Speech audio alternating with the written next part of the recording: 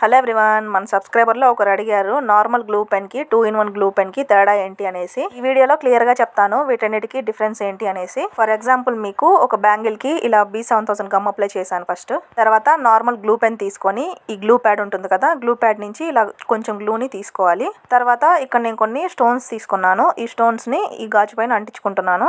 ఈ normal glue pen ఏంటంటే ఇలా ఒక్కొక్కటి తీసుకుంటూ నిదానంగా అంటించుకోవాలి.